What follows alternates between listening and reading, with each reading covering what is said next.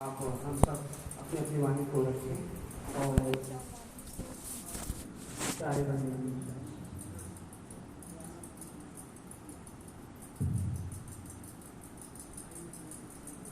बोलिए सदगुरु कबीर साहिब की, संत समाज की, भक्त समाज की, भक्तिमती माताओं की।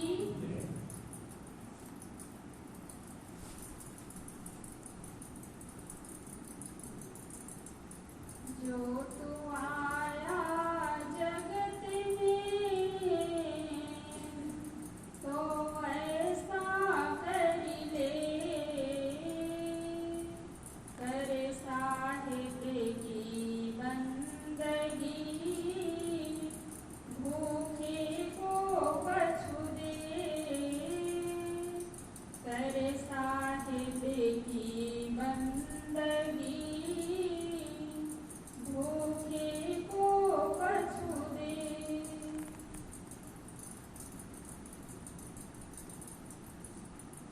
मेरे मन मंदिर में विराजमान परम पूज्य गुरुदेव जी,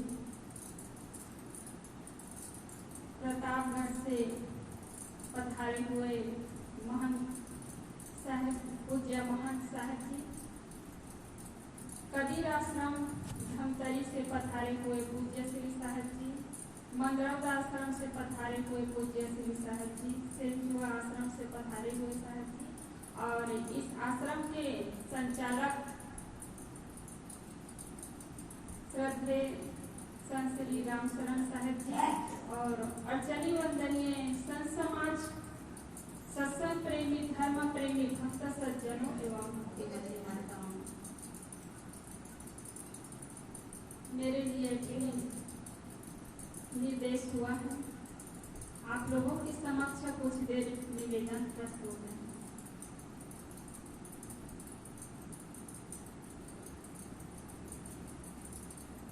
यह कार्यक्रम जो है, आप लोग जिस छत्र छाया में बैठे हैं, ये सत्संग हॉल में,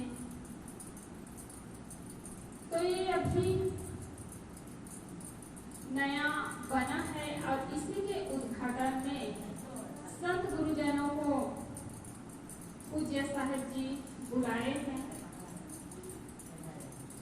यह सत्संग कार्यक्रम इसी के उपलक्ष्य में है।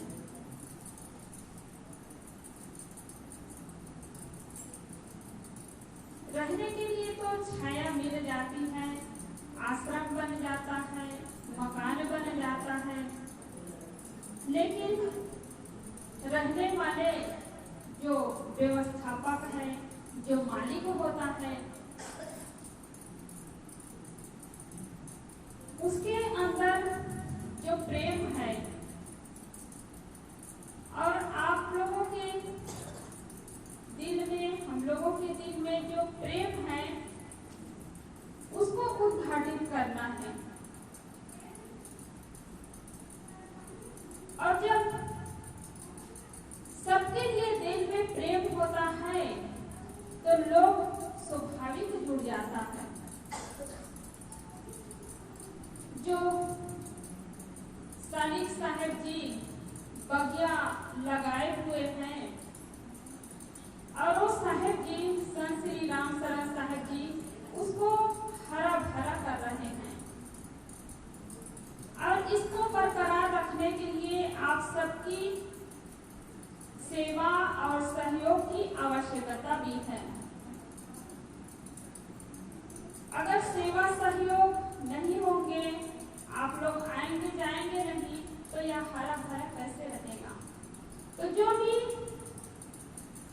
इस आश्रम में आएंगे उसको सत्संग मिलेगा, ज्ञान मिलेगा, जीवन जीने की कला सीखने को मिलेगा। संत जो है केवल अपने लिए ही नहीं जीते हैं, बल्कि उसका जीवन परमार्थ के लिए होता है, खुद का कल्याण करता है और दूसरों का भी कल्याण करता है। जो सोए हुए हैं उसको जगाते हैं, जो दुखों में फंसे हुए हैं उसको उबारते हैं। तो संत राम शरण साहब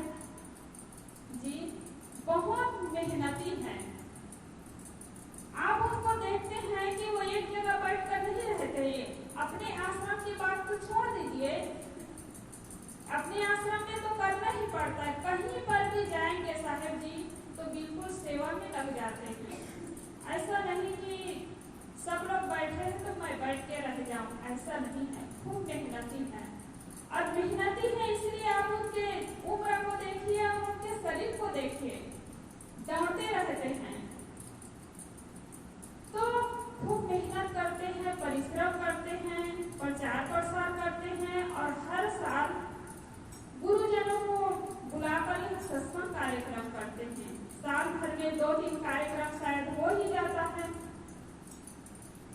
तो इसलिए साहब तो एक कोने में भी रह सकते हैं, लेकिन ये आप सबके लिए है, हम सबके लिए है कि गुरुजन आएंगे, इस हॉल में सत्संग होगा, भक्तजन आएंगे, उसको दिक्कत ना हो, परेशानी ना हो।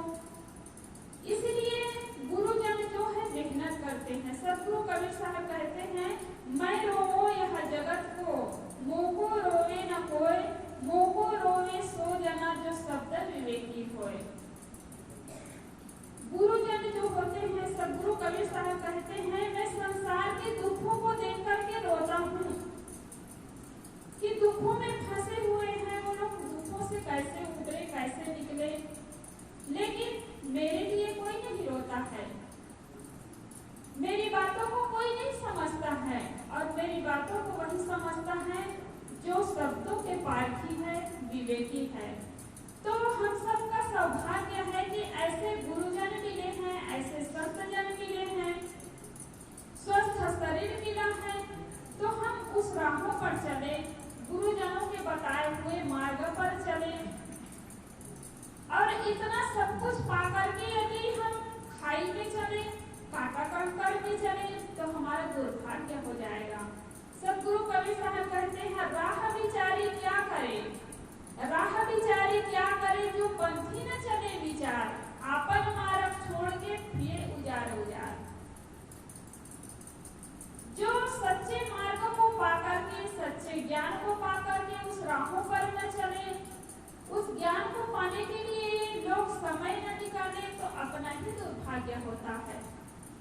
तो ये गुरुजन क्या करेंगे, संतजन क्या करेंगे, सत्संग क्या करेगा, सद्ग्रंथ क्या करेगा, उसको छोड़ करके आप समय नहीं देते हैं। तो सत्संग, भजन, कीर्तन है अपने खुद के कल्याण के लिए है, लेकिन इसी के लिए लोग समय नहीं निकाल पाते हैं। परिवार में कहीं का निमंत्रण आता है तो चला जाता है, छठी कार्यक्रम, शादी कार्यक्रम, कितना कार्यक्रम होता रहता है, उसके लिए लोगों के पास समय है। लेकिन सत्संग जब होता है, गुरुजन जब आते हैं तो ये बहाना लगाते हैं, लोग बहाना करते हैं कि यहाँ जाना था, वहाँ जाना था, इसलिए नहीं आ पाया। तो लोग अपनी कीमत नहीं समझते हैं। तो गुरुजन जो होते हैं बाहर से ज्ञान नहीं देते हैं, अपने भीतर में जो सोए हुए चेतना है, जो ज्ञान है, उसी को जागृत करते हैं। जब हम ज्ञान सुनते हैं तो लगता है कि हम सब कुछ कर सकते हैं।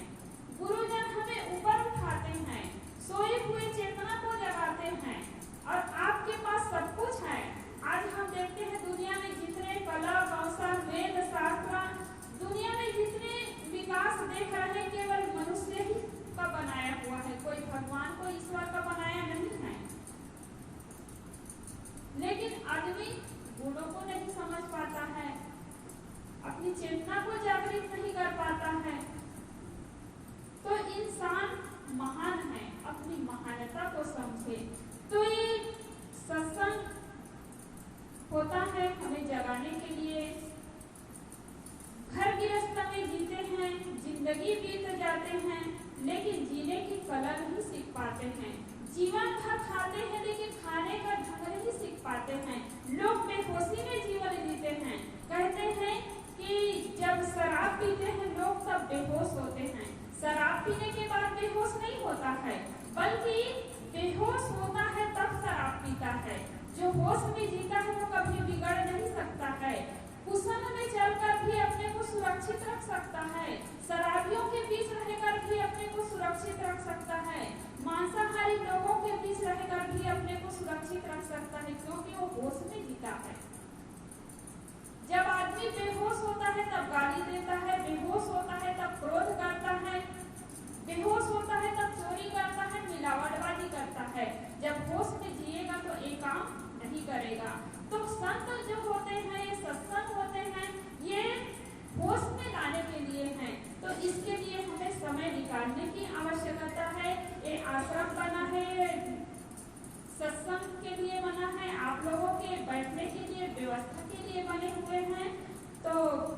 समय समय से आप लोग इस आश्रम में आइए और साहब जी रहते हैं, ज्ञान से लाभ लेते रहिए।